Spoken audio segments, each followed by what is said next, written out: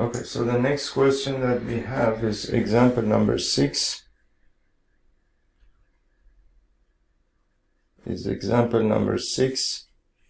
And that is we want to write cot inverse of basically 1 over square root of x squared minus 1, square root of x minus 1, x squared minus 1, x greater than 1 in the simplest form.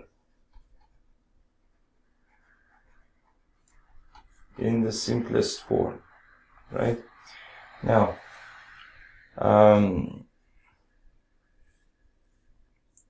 so basically what you can do is that you can say that, for example, now you know that basically cos squared x plus sine squared x is equal to 1, right? Now if I divide this equation by sine squared x, we have cos squared x by sine squared x plus sine squared x by sine squared x is equal to 1 over sine squared x. Now cos squared x by sine squared x is equal to cot squared x, and sine squared x by sine squared x is equal to 1. 1 by sine squared x is cosecant squared x. So that means that 1 plus cot squared x is equal to cosecant squared x. Now if I divide the same equation by cos squared x, if I divide by cos squared x, I have basically cos squared x by cos squared x plus sine squared x by cos squared x is equal to 1 over cos squared x, and that is 1 plus tan squared x is equal to secant squared x. So 1 plus tan squared x is equal to secant squared x. And moreover, what we have here,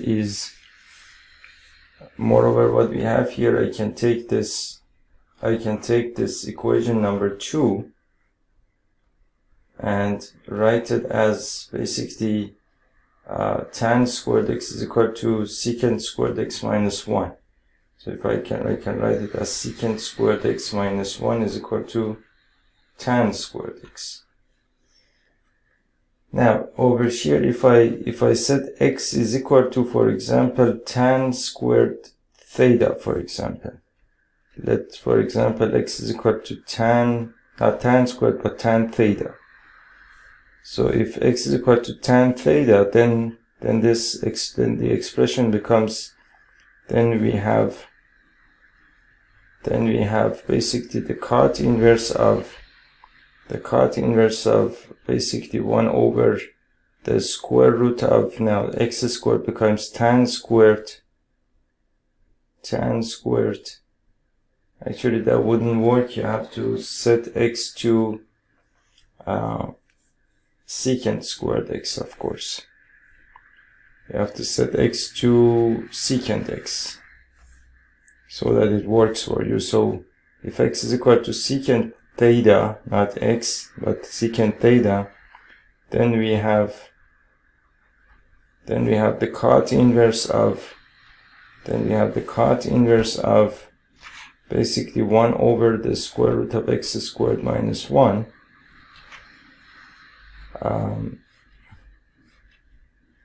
is equal to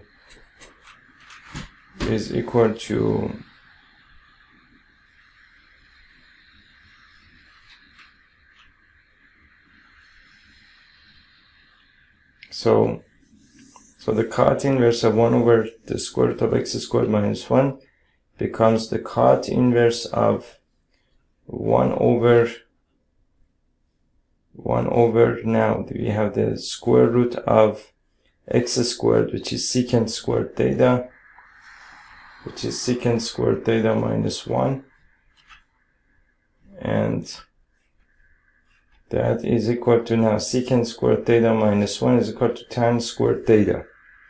So you have the cot inverse of basically 1 over the square root of tan squared theta, and that is the same thing as the cot inverse of basically the square root of tan squared theta is equal to tan of theta. So you have basically 1 over tan theta, which is equal to cot inverse of basically cot theta, which is equal to theta. And theta, we said, is equal to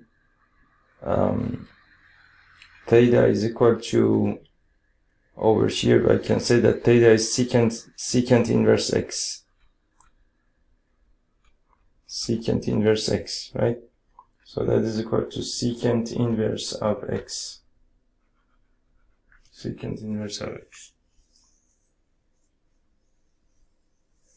So that is one example. Now, the next example that we have is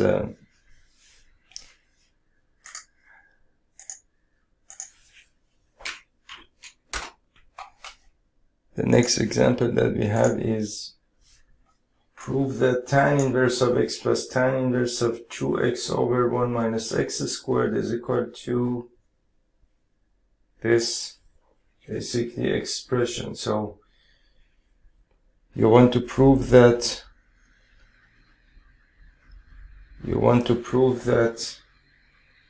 tan inverse of x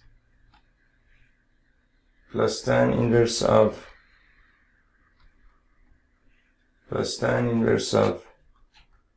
2x over 1 minus x squared is equal to the tan inverse of 3x minus x cubed over 1 minus 3 times x squared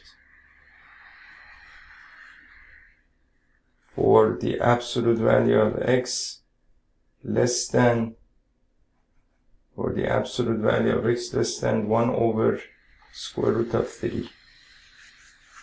Right? So we had a formula here, and the formula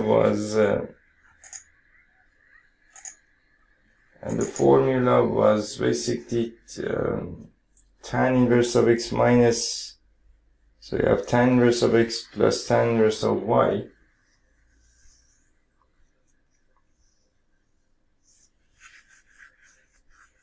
So we had a couple of formulas here, and that they were basically tan inverse of x plus tan inverse of y. Tan inverse of y is equal to tan inverse of x plus y over 1 minus xy for xy is less than 1. We also had the same formula, the same type of just a subtraction. So we said that the tan inverse of x minus the tan inverse of y is equal to the tan inverse of x minus y over 1 plus xy for x times y is greater than 1. Right, so that is that. And there was another form of the same formula that we said that the tan inverse of x plus the tan inverse of y is equal to pi plus tan inverse of x plus y over 1 minus x times y for x times y is greater than 1, and also x times y is greater than 0.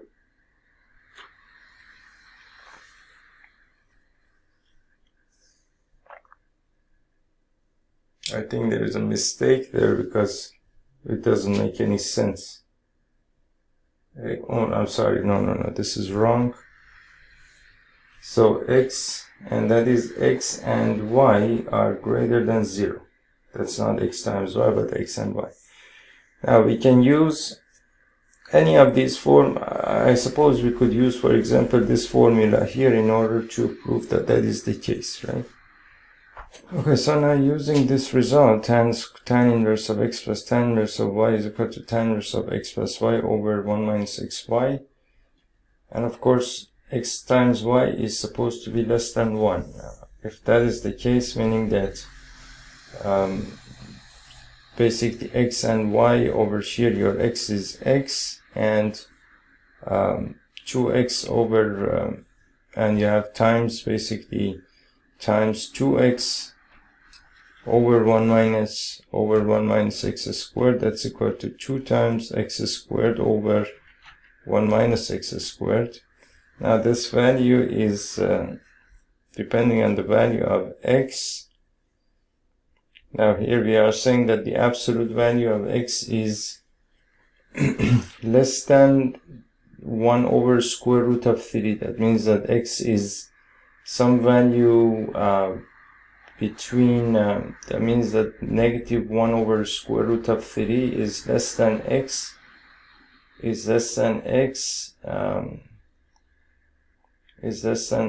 and less than 1 over square root of 3, right? So this value, so meaning that you can go from negative 1 over square root of 3 all the way up to, of course, excluding those two values. Now, negative 1 over square root of 3 is equal to something like some fraction, like, for example, if you say 1 over square root of 3, that gives you 0.6 approximately. So you can go from negative 0.6, approximately negative 0.6, all the way up to 0.6. And if I take x as, for example, 0.6, for example, 2x squared is going to be equal to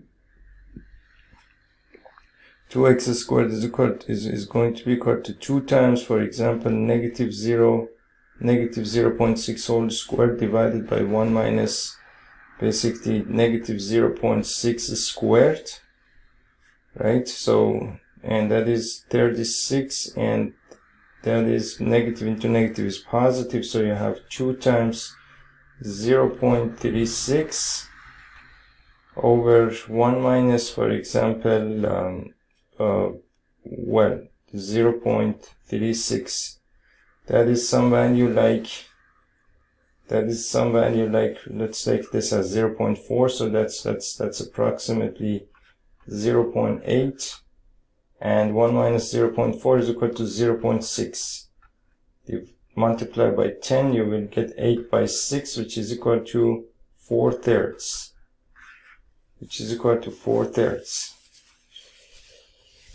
Now it seems that now for this value it's not working. 4/3 is some value above 1.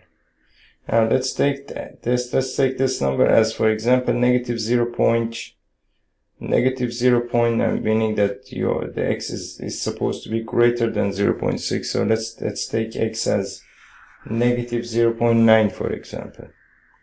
If x is equal to negative 0.59, then basically this becomes 2 times, for example, 2 times negative 0.59 squared, and divide that by 1 minus negative 0.59 squared, which gives you, so basically 2 times, no, 0.59 0.59 raised to the second power is something about 0.3481. So I can write this as 2 times 0.3481, right? And I have here 1 minus, so negative 0.59 squared is again the same thing as 0.3481, and that is equal to, well, let me calculate this here. This is something about, let's take this as 0.35. I'm going to take this as approximately 2 times 0.35, 1 minus 0.35, right? So that is 0.7 over 1 minus, that's 0.65. 0.65, which is the same thing as times 10 is the same thing as 7 divided by 6.5 is again some value above 1. Well, it seems that basically I'm not supposed to use this formula here, but since I don't really know much about these domains, because in the beginning of the text in this section it was mentioned that these domains are not exactly very accurate. So let's see how they have actually solved this problem here. So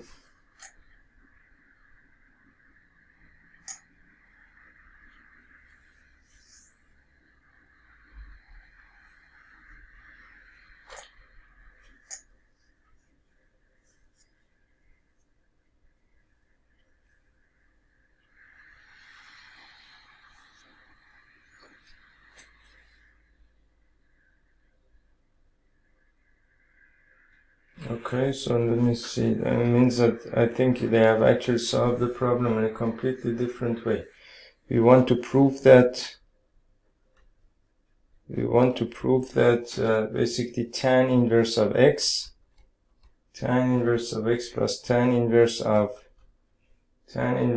2x over 1 minus x squared is equal to tan inverse of 3x minus x cubed over 1 minus 3 times x squared, right? And here we are saying that the absolute value of x is less than 1 over square root of 3. Now what they have done is that the solution is let x be equal to tan of theta.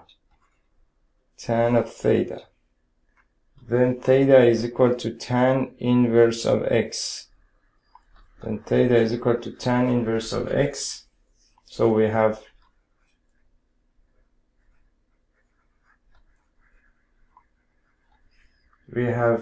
the RHS, or basically this part, RHS becomes basically tan inverse of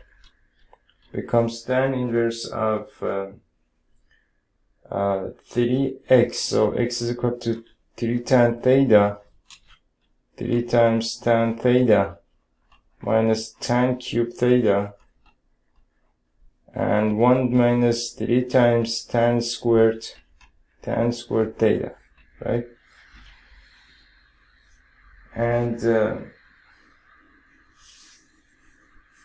And this is equal to tan of 3 theta, as this is equal to tan of 3 theta. Let me desktop and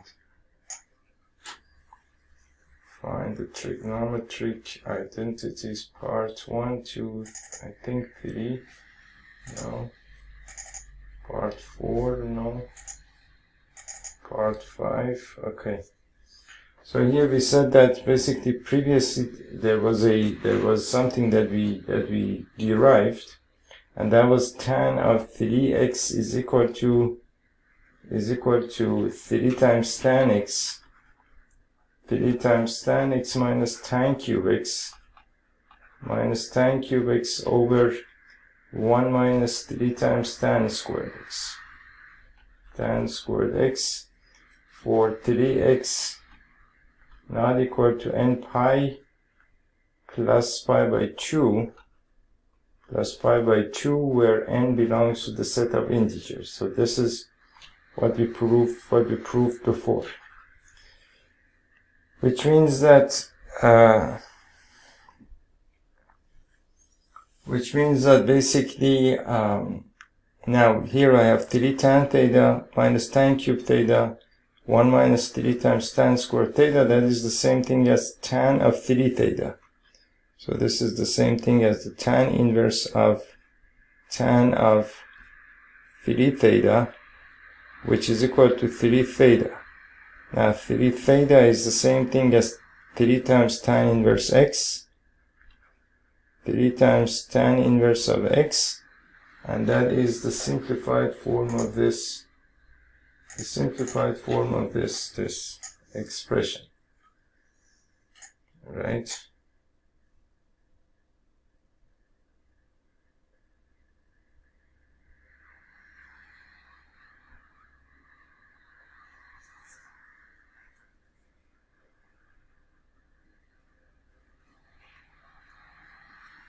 So here we have tan inverse of tan of 3 theta, which is equal to, well, of course, I'm not done here. So you have 3 theta, which is equal to 3 times tan inverse of x, which is equal to tan inverse of x plus 2 tan inverse of x, right?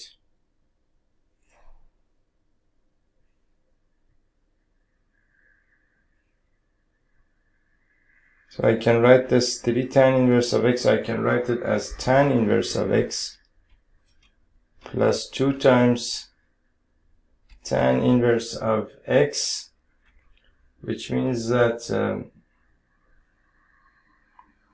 2 times tan inverse of x is the same thing as, so I can write this as tan inverse of x, and 2 tan inverse of x, we showed that it is equal to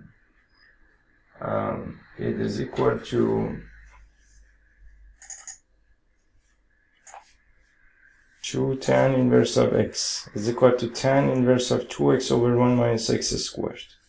So as you can see, there is really no way to figure these things out. You have to just simply see the solution.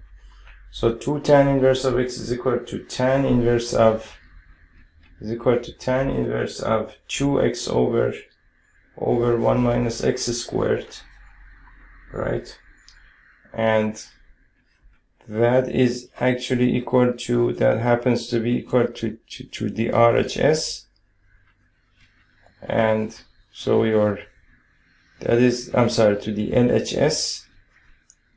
LHS, and which means that your RHS is equal to LHS. That is basically how they have solved this. And you should note that these things, you cannot figure them out in a million years, really. It's just a matter of memorization. Of course, we do not really have to memorize these here, but it's nice to have these exercises here. You can use them in order to see a couple of things, how they have basically used these formulas in different ways. That's valuable, of course.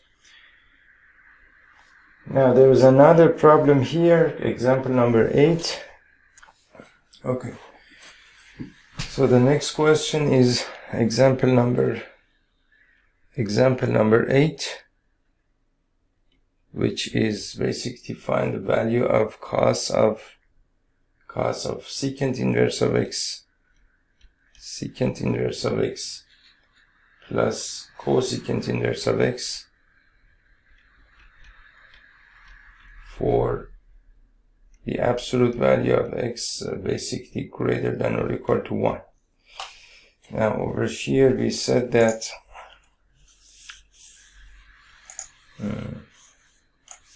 over here we said that secant inverse of x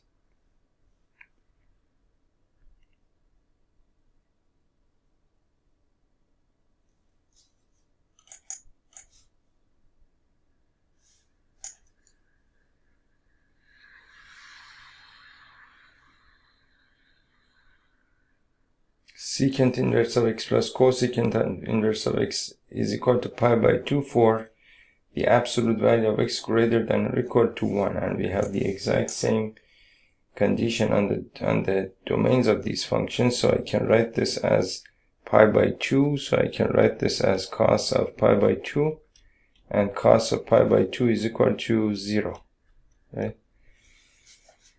So that is basically all of the exercises that we have. In the next video we will talk about, and these were actually the examples that we had. In the next video we will talk about the exercise. I'll see you in the next video, and thank you.